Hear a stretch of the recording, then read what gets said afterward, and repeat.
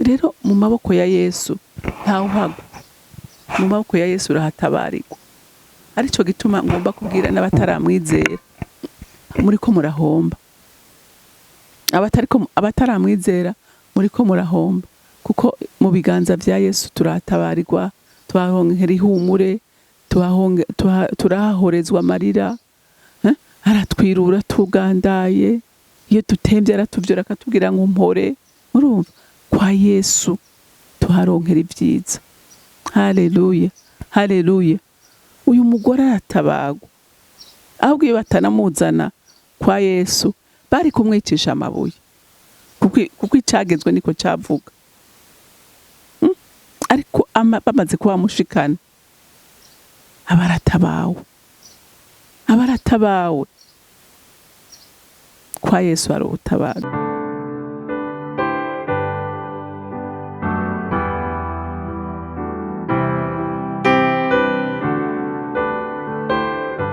Bakunzi bahori CANAAN TV, ndanezerewe kandi gusubira guhura namwe ngo tuganire ijambo ry'Imana.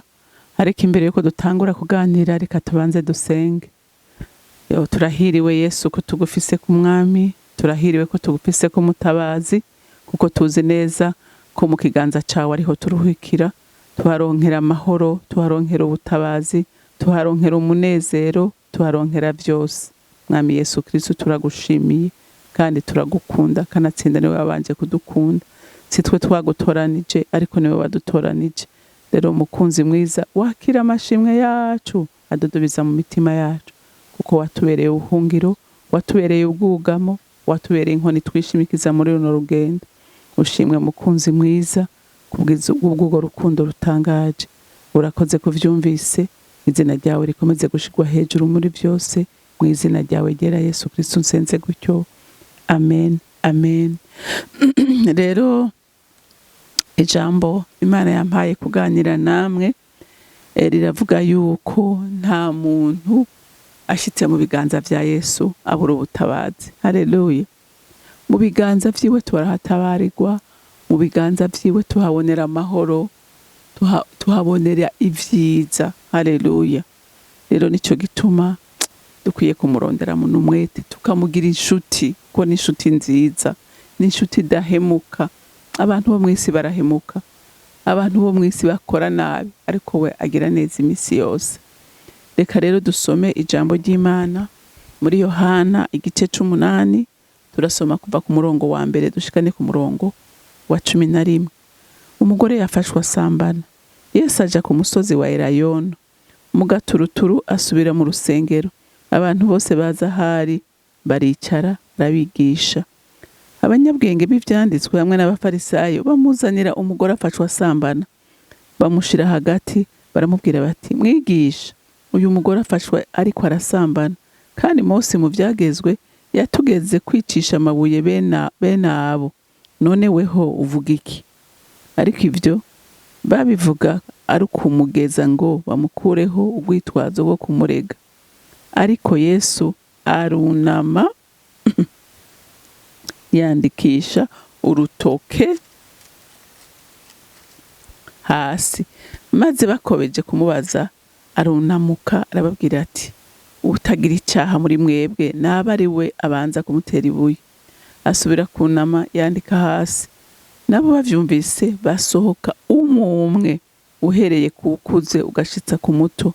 Yesu asigara wenyene, bona wa mugore yari ahagaze hagati. Yesu yunamutse aramubaza ati, yewe mugore, bamwe bakureze bari hehe? Nta numwe aguciriye urubanza? Nawe ati, nta numwe mwami. Yesu aramubwira ati, nanje sindagucira urubanza, niwigire, guhera ubu ntuzosubire gukora icaha. Amen. Iri jambo dusomye murumvise ko ari umugore bafashe ariko arasambana.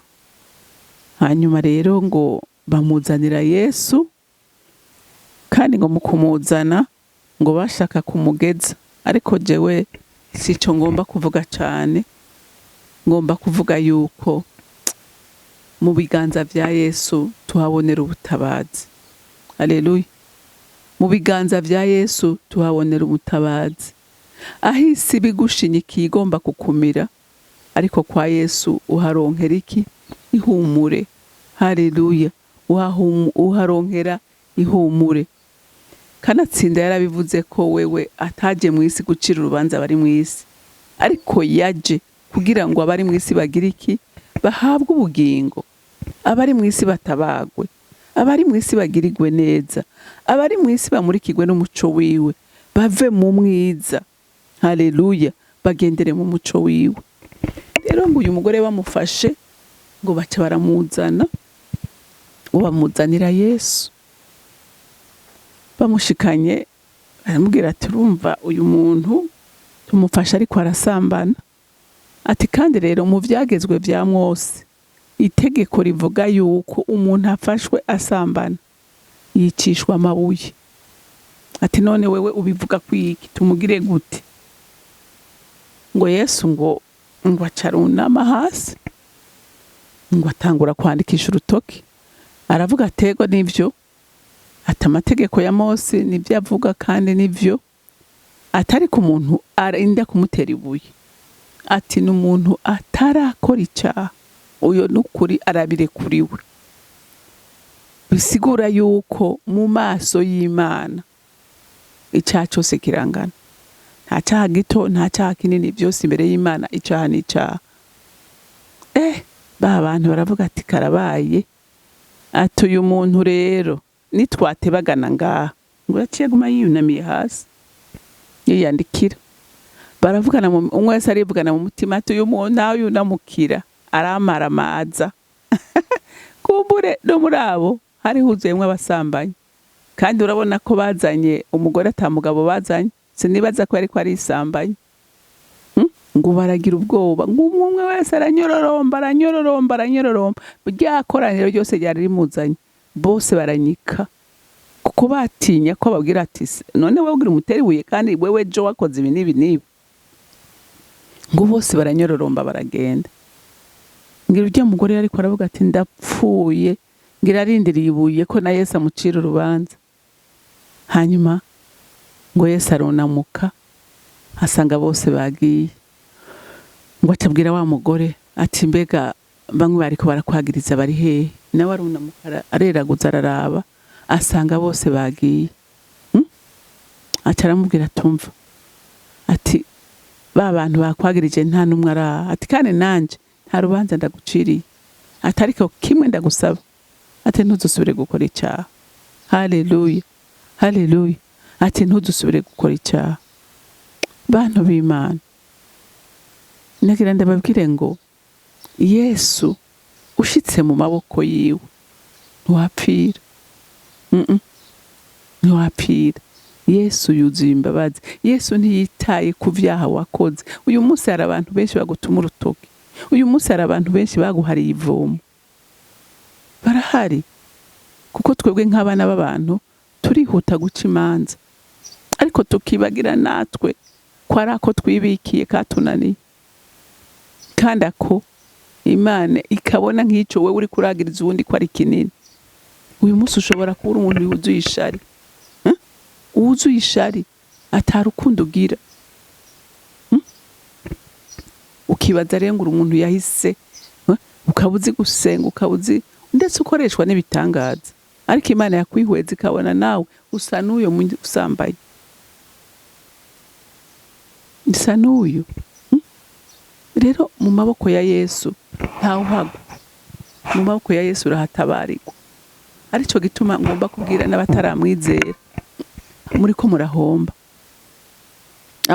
Abataramwizera muriko murahomba, kuko mu biganza vya Yesu turahatabarirwa, twaronkera ihumure, turahorezwa amarira, aratwirura tugandaye. Iyo dutemvye aratuvyura akatubwira ngo mpore. Urumva kwa Yesu tuharonkera ivyiza. Haleluya.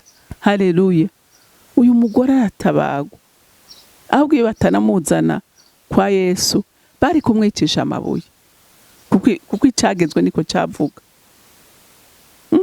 Ariko bamaze kuba mushikana, abaratabawe kwa Yesu hari ubutabazi. ndifuriza umuntu wese ataramumenya, ndakwifuriza kumumenya. Ayo mahoro ubuze arayatanga, uwo munezero ubuze arawutanga. Iyo vide ufise mu mutima wawe arayuzuza, kwese aje mu bugingo bwawe arakuzuza. Ibyakunanira urabishobora, ibyagutsinda arabigutsindanishiriza. Haleluya, haleluya. Kuko n'umwizigirwa agira neza, agira neza. Wibuke wa mugore w'umusambanyikazi, w'umusamariyakazi. Uyu mugore yari yarahariwe ivomo, yari yarahariwe ivomo kubera icyaha cy'ubusambanyi, yatwara abagabo b'abandi. Ariko Yesu umunsi bahura, iyo vide, icyo kinogo cyaraheze. Iyo nyota y'ubusambanyi yaciye ikama, ahinduka umuvugabutumwa rurangirano. Yatinya guhurira n'umugore kw'iriba, yaratinya ngo yagenda amasaha azi neza ko ata muntu n'umwe, abantu bose baruhutse, akaba ari haja kuvoma, kuko yatinya ko ahurira n'abantu bakamukubita. Hariho abantu uyu munsi by'ukuri baruhijwe n'ibyaha. Umwasi yabafasha akababoha, ariko nagira nkubwire ngo niwemera ukugurura uyu mwami akaza mu mutima wawe, arakuruhura, nikaruhura, arakuruhura.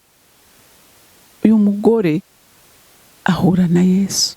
Haleluya, ahura na Yesu, aramuganiriza. Ntiyigeze amutuma urutoki ngo amubwire ngo wa munyabyaha we. Oya. Ariko uyu munsi abantu tubatera ubwoba, abantu tubita amazina. Nta muntu wotera ubwoba ngo ubwire n'ubutumwa ngo aheze yizere, ariko umubwire ihumure ry'umwami, mubwire amahoro umwami atanga, mubwire ineza y'umwami. Haleluya, haleluya. Uvuga ibyururutse umutima, ibihumuriza abantu. Yesu ngo aramuganiriza, aramubwira ati mpa ku mazi yo kunywa. Icyo gihe ngo Basamariya n'Abayuda baranenana. Aramubwira ati ndaguha amazi gute kandi uzi ko tudashobora gusangira? Yesu aramubwira ati nyabuna mpa. Ati kuko ni wampa tigenda guha amazi azotuma udasubira kunyoterwa. Yumvise uyo muntu yomuha amazi ntasubire kuza kuvoma. Aramubwira ati inukuri yame. Aramubwira ati kugira ndayaguhe genda ubanze uzane umugabo wawe. Amujana mu nzira imwereka, ariko atamukomerekeje. Aramubwira ati nta mugabo mfise. Tuvuze ukuri, atufise abagabo 5, ati n'uwo muri kumwe si uwawe. Umugore aratangara, umuntu amenya ibyiwe byose. Haleluya. Ngo acaye arirukanga mu gisagara, ajya kubwira abantu ati nyaruka muri abo umuntu ambwiye ibyanje byose.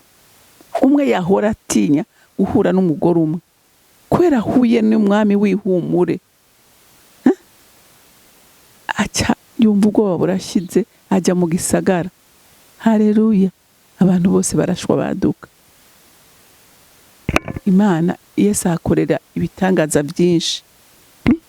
Rero muntu w'Imana niwahura nawe, ugahura nawe, ntazogusiga uko. Abandi bo gutera amabuye, abandi umve bo kwita amazina, ariko we nta zina azokwita. Haleluya. Ahumuriza imitima ibabaye, anezereza abantu.